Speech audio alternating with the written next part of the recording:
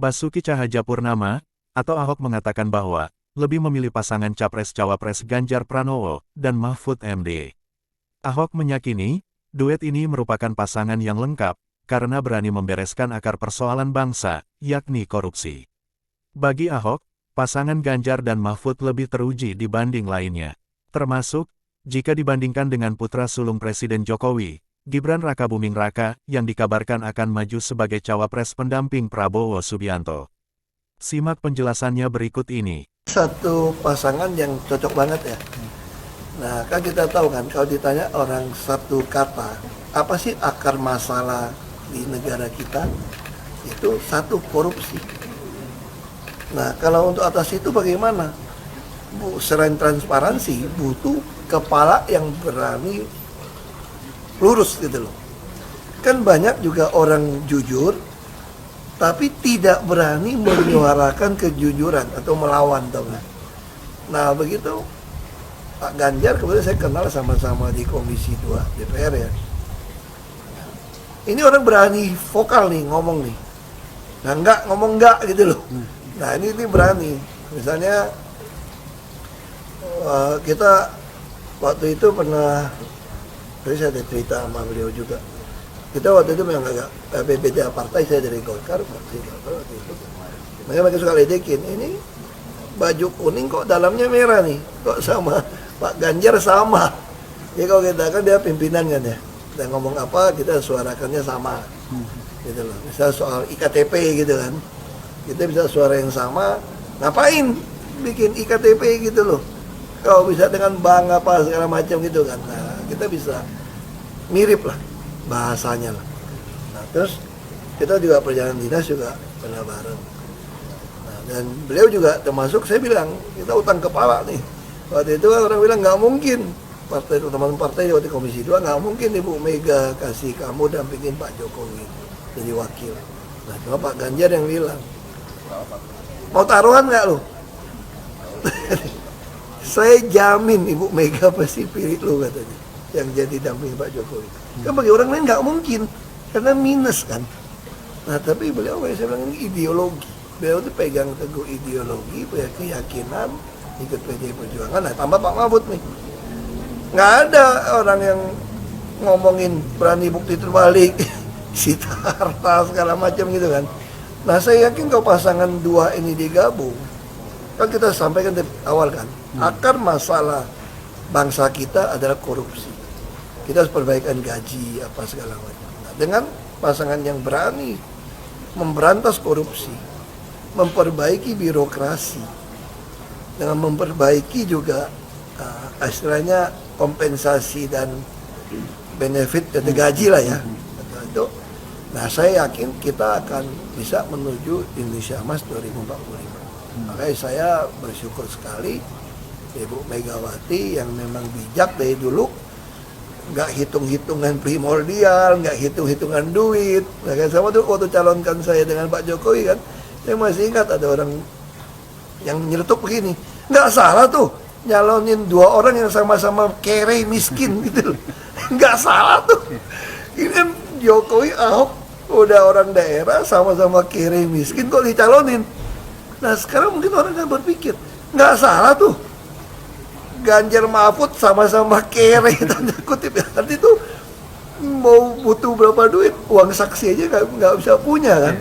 Tapi kan akhirnya masyarakat nyumbang, masyarakat digerakkan untuk nyumbang. Nah selama saya yakin kok masyarakat kita kan bukan bodoh kan. Waktu saya calon gubernur aja, kalau nggak salah 70 berapa miliar resmi masuk ke bank, sampai di stop dari KPUD karena melebihi.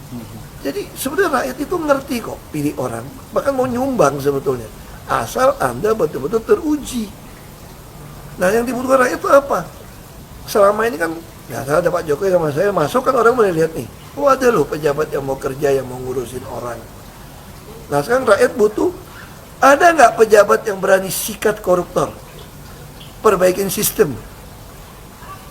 Dan itu teruji kan, berani pecat orang yang main. Pak Ganjar lakukan kepada dia, berani dipecat, nggak ada urusan. Pak Mahfud berani teriak ngomong nih, ngerti hukum lagi semua kan. Dan juga orangnya juga takut akan Tuhan, itu yang penting. Saya kira Pak Ganjar juga orang yang takut akan Tuhan, nggak pernah tinggalin sholat, nggak juga bisa. Saya kenalkan sama-sama itu kan. Nah itu yang kita butuhkan. Kalau orang takut akan Tuhan, dia pasti tidak berani macam-macam. Karena takut akan Tuhan akan kasih dia hikmat kan. Hikmat untuk putusan demi putusan. Dan dua pasangan ini dengan karakter teruji, dengan track record yang jelas, kita yakin akar masalah di Indonesia korupsi bisa kita selesaikan. Itu yang saya syukuri dengan pasangan dua itu. Itu sih. Soal lain, Ahok, soal putusan MK yang banyak diperdebatkan pakar ahli tata negara. Menurut Pak Ahok sendiri gimana? Nah, saya kira ya, secara hukum konstitusi, MK memang nggak bisa banding ya. Putusan dia itu adalah mutlak. Walaupun secara kita berpikir, mungkin hanya secara etika lah, secara moral gitu ya. Dia ngambil kerjaannya DPR dong. Kan coba lihat putusan-putusan dia yang lain. Selalu dikembalikan. Saya pada DPR juga bareng, pernah di badan legislasi juga. Semua putusan MK membatalkan atau menambahkan itu harus diselesaikan oleh DPR. Kira-kira gitu kan. Tapi putusan kali ini kan boleh nggak? Boleh-boleh aja. Dia yang maha kuasa kok untuk konstitusi kok.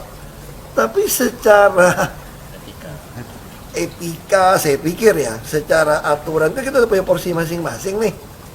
Legislatif ya salah satu ya legislasi. MK yang menjaga konstitusi supaya undang-undang apapun yang keluar tidak melawan konstitusi kita, kan itu tujuannya. Nah jadi saya pikir ya dia putuskan ya kita harus terima sebagai warga negara, itu memang putusan tertinggi kok. Sama kayak BPK putusin apa, walaupun ada yang ngaco, oknumnya juga saya terima kan BPK kan. Karena dia memang yang maha tinggi, nggak bisa digugat, gugat juga ke dia. Apa yang mau digugat? Terus ada yang bilang ini kan jalan untuk Gibran sebagai maju sebagai cawapres dan katanya akan Saya kira jalan nggak jalan bagi saya sah-sah saja kalau mereka mau putuskan. Kalau Gibran akhirnya maju berkat keputusan ini gimana pendapat Pak Ahok? Ya mau pendapat saya tergantung rakyat mau pilih atau enggak. Betul nggak? Nah, yang pasti kalau buat saya dibandingkan misalnya Pak Gibran jadi maju, gitu Mas Gibran gitu ya. Ya saya pilih Ganjar sama Mahfud lah, karena lebih teruji kan. Anda jadi wali kota baru 2 tahun 3 tahun kan belum teruji juga. Ini bicara nyali nih, saya bilang nih, karena korupsi kan udah jadi akar semua masalah. Nah, mungkin Anda jujur. Anda boleh jadi orang jujur. Yang kita butuhkan sekarang ini jujur dan berani. Kalau cuma jujur nggak berani nggak ada guna. Berani nggak jujur lebih celaka juga. Berani nyolong lebih celaka. Tapi kan jujur, saya yakin. Tapi Anda berani nggak?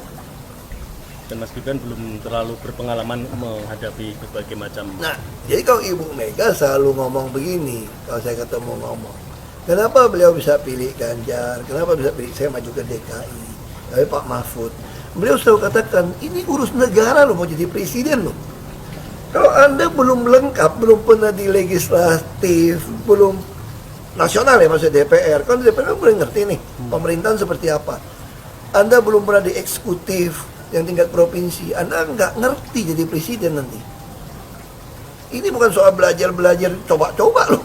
Ini negara dipertaruhkan untuk 2045. Kita kan mau mencapai 100 tahun ini mau jadi apa? Kalau coba-coba, ini negara sebentar lagi 300 juta penduduk kita. Mana boleh kita kasih orang coba-coba. Saya tidak meremehkan anak muda ya. Anak muda bisa lebih kreatif gitu ya. Tapi bicara tata negara, harus mengerti konstitusi. Anda bukan hanya untuk berani untuk maju. Kalau cuma berani maju, banyak bisa kita pilih orang berani maju. Tapi yang lengkap dengan track record, ini kan butuh waktu pembuktian. Saya tidak meremehkan orang muda. Orang muda, Anda harus berani tunjukkan bahwa Anda bisa tidak kalah sama orang tua. Saya setuju. Betul kan? Tapi juga orang tua juga jangan mengatakan saya sudah tua, enggak juga. Karena proses sebuah pengalaman hidup ini, apalagi ngurus negara, Anda butuh pengalaman. Minimal legislatif di DPR. Itu yang disampaikan oleh Ibu Mega. Tapi kan akhir-akhir ini banyak yang meributkan soal ini ngurus negara loh, bukan keluarga, itu tanggapan Pak Ali gimana? Nah, saya nggak mau campur gimana pun, Pak Jokowi kan teman saya. Ini teman, dan saya menganut satu filosofi begini ya. Siapapun jadi presiden itu seizin Tuhan, seizin Allah. Maka saya respect, tetap hormat kepada presiden. Sekalipun bisa mengecewakan atau apapun, tapi saya harus hormat. Karena itu ada jabatan yang Tuhan berikan. Jadi kalau soal walaupun hormat teman ke pasangan, ya saya pasti pilih Pak Ganjar dan Pak Mahfud yang lebih pengalaman. Saya tidak mau anak cucu saya harus nunggu sekian tahun lagi, kayak pengalaman Jakarta gitu kan, nunggu lagi mundur. Males sudah. Jadi kita nggak usah coba-coba deh. Udah jangan dengerin janji-janji manis orang. Buktikan aja selama ini bagaimana.